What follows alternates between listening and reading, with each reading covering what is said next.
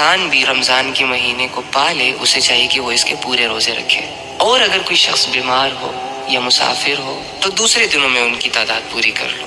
دیکھو نا یار، یہاں پر اللہ تعالیٰ انڈرسٹینڈ کر رہا ہے کہ نہیں کر رہا بندے کو؟ یعنی اللہ رب العزت ایک طرف کہہ رہا ہے کہ بھوکے رہو، پیاسے رہو، اور دوسری طرف ان لوگوں کا احساس کر رہا ہے جو بیمار ہے، جو مسافر ہے۔ یعنی اس زمانے میں اگر سوچا جائے تو آج کل تو گاڑیاں ہیں، گرمیوں میں اے سی لگا ہوتا ہے، سردیوں میں ہیٹرز لگے ہوتے ہیں، لیکن اس وقت جو سفر ہوتا تھا وہ بہت مشکل ہوتا تھا۔ لوگ گدھوں گھوڑوں پہ سفر کیا کرتے تھے، تپتی ریت پر، دھوپ پر، چٹانوں پر چڑھا کرتے تھے۔ تو ظاہری سی بات ہے اتنی ٹف سچویشن میں 2 کلومیٹر چلنے کے بعد زبان باہر آ جاتی ہے پیاس سے، اگر پینے کو کچھ ملے نا تو جان حلق تک آ جاتی ہے۔ تو اللہ احساس کر رہا ہے نا مسافروں کا، اللہ کو پتہ ہے نا کہ سفر میں کیا حال ہوتا ہے۔ دیکھو اللہ کیسے جان رہا ہے انسان کی فیلنگز۔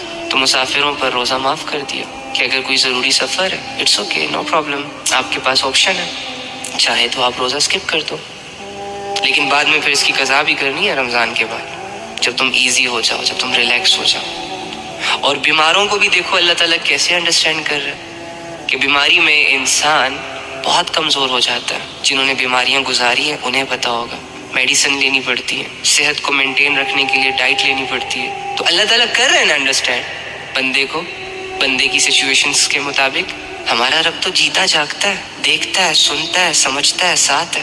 ہمارا رب زمینی من گھڑت خداؤں کی طرح تھوڑی نا کہ جن کے سامنے رویا جائے، جن کے سامنے لمبی لمبی باتیں رکھی جائیں اور وہ ٹس سے مس نہ ہو۔ ہمارا رب تو الحمدللہ تو بیماروں پر روزہ معاف کر دیا۔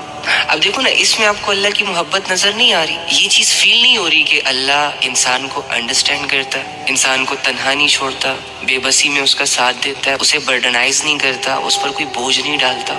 ایک سچے دوست کے علاوہ یہ اپرچونٹیز کون دے سکتا ہے تمہیں؟ ایک سچے محسن کے علاوہ اتنا ریلیف کون دے سکتا ہے تمہیں؟ تمہاری 60-70 سال کی زندگی کی عبادت کے بدلے ہمیشہ کی بادشاہت دینے والا اللہ کے علاوہ کون ہو سکتا ہے؟ 50 سال کے گناہوں کے بعد ایک رات کی عبادت اور دل سے نکلے چند توبہ کے الفاظوں سے تمہارے 50 سال کے گناہوں کو معاف کرنے والا اللہ کے علاوہ کون ہو سکتا ہے؟ لیکن ایکچولی میں نا ہم بس اپنی اس زندگی کو لے کر جج کرتے رہتے ہیں، بڑے ججمنٹل لوگ ہیں ہم یار، غلط آبزرو کرتے ہیں ہم۔ حالت خراب ہے تو سمجھتے ہیں کہ جیسے سب کچھ ہی خراب ہے، اب زندگی میں کچھ بھی اچھا نہیں رہا۔ ابے یار تیرا رب تیرے ساتھ ہے، تو اپنے رب کے تعلق کو مینٹین کر کے رکھ۔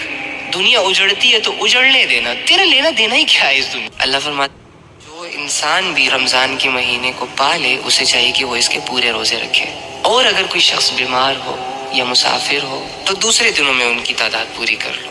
دیکھو نا یار، یہاں پر اللہ تعالیٰ انڈرسٹینڈ کر